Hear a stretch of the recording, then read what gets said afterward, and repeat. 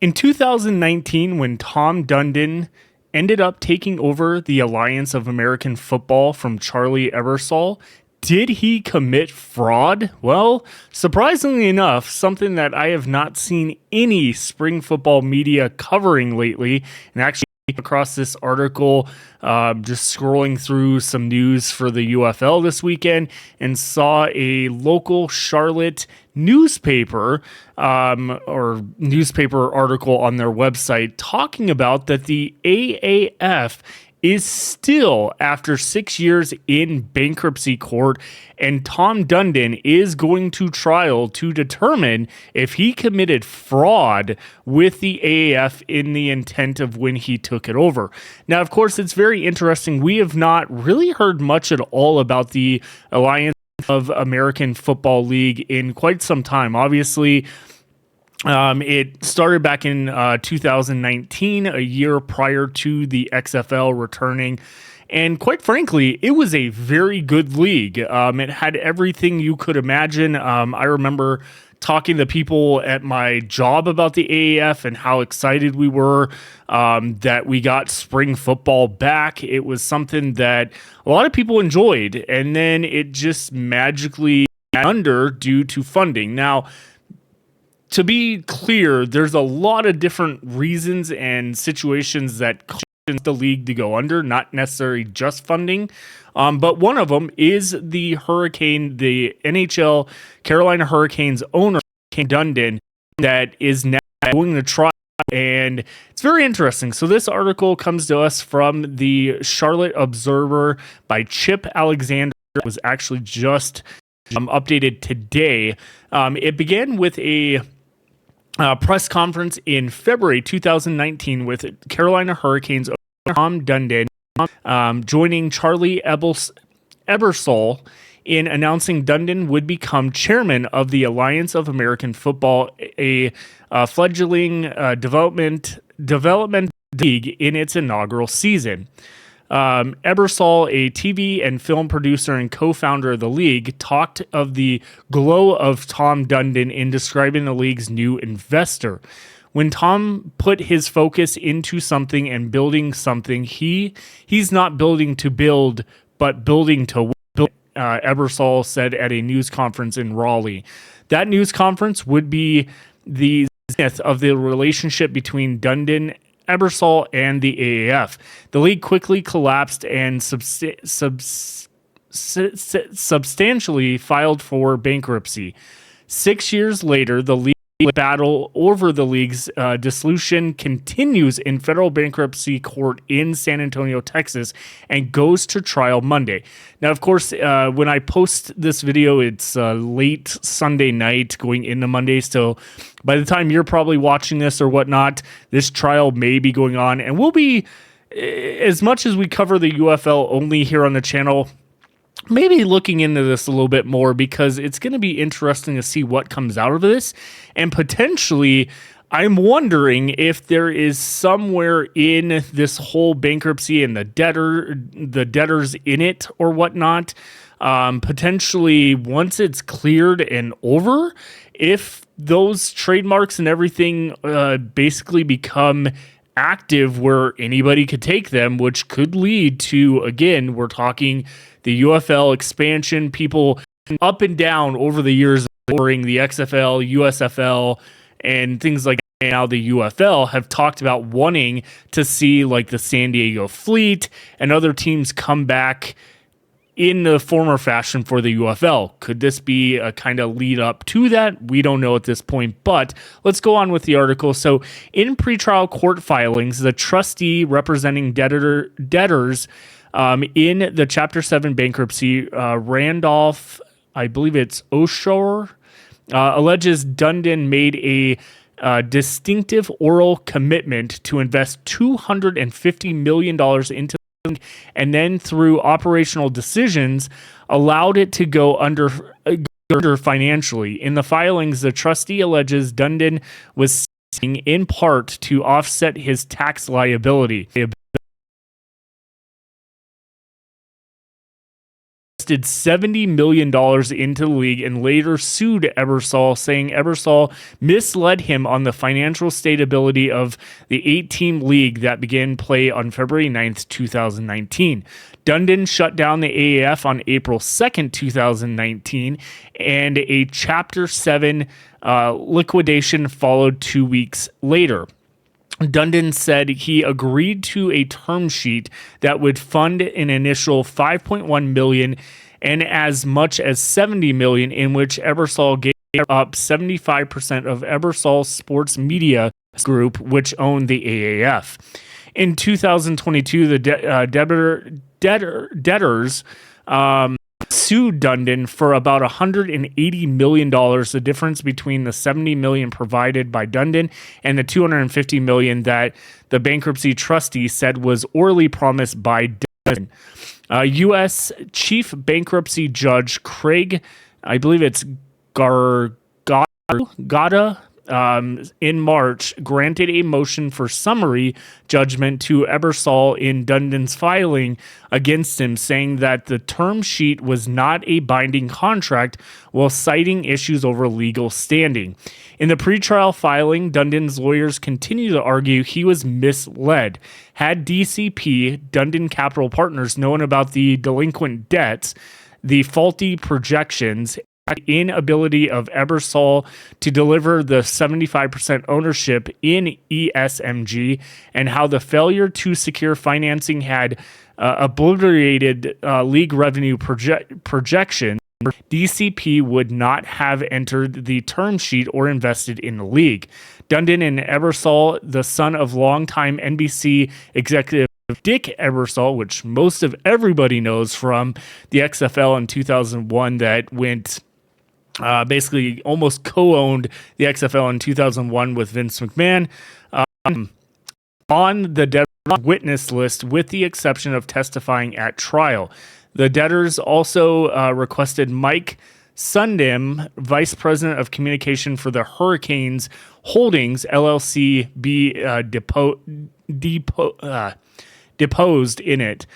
The witness list filing said Ebersol is expected to testify he halted discussions with other potential investors after Dundon instructed him to announce the $250 million figure publicly and gave assurances of providing the full funding needed.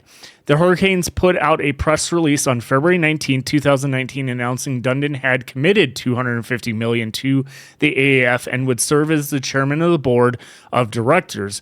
Don Waldil, then the team's president and general manager, said in a statement that it was a terrific opportunity for Tom to expand his investment in the sports world. The Dundon and Ebersol press conference was held later in the day at Levino Center, then known as PNC Arena. Ebersol asked what made Dundon an attractive partner for the league, smiled and quipped, money made it very attractive. Our business model shifted entirely when Tom Dundon got involved, and we're very excited he joined on. Dundon later said he decided to invest in the league after seeing promising first weekend TV ratings, and that he also received guidance from Dallas friends Tony Romo and Troy Aikman, which is very interesting in that realm. Two former Dallas Cowboy quarterbacks. During his press conference, there was a talk of a possible AAF team playing in Raleigh in the near future. The developmental league, co-founded by Ebersol, former NFL executive Bill Poland, was not affiliated with the NFL. The goal was to groom talent for the NFL in the offseason while experimenting with new technology and rule changes in its 10-game season. Dundon declined Sunday to comment. His attorneys could not be reached.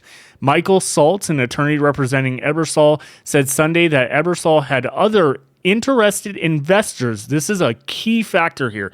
Other investors lined up, but that Dundon wanted in, promised immediate funding for the league, and insisted on being the sole investor in the AAF. Charlie is presented with King Solomon's choice. So he gives his baby to Dundon so the baby can live based upon the promise that he is going to invest in it and he is going to take control of it. And that's not, and that he's not going to let it die, Salt said. Salt said the bankruptcy trial in San Antonio could last a couple of weeks. Now, of course, that's not the only article I wanted to bring attention to. There was another article that was by Front Office Sports back in February. I believe it was February of this year. Let me pull it up here and I can read it over, because this is a part where the bankruptcy court is talking about essentially where the fraud could be committed. So basically what they're stating is, with the trustee is seeking, as the other article said, at least $180 million, which is that difference between the $70 million and put in and the $250 he had pledged.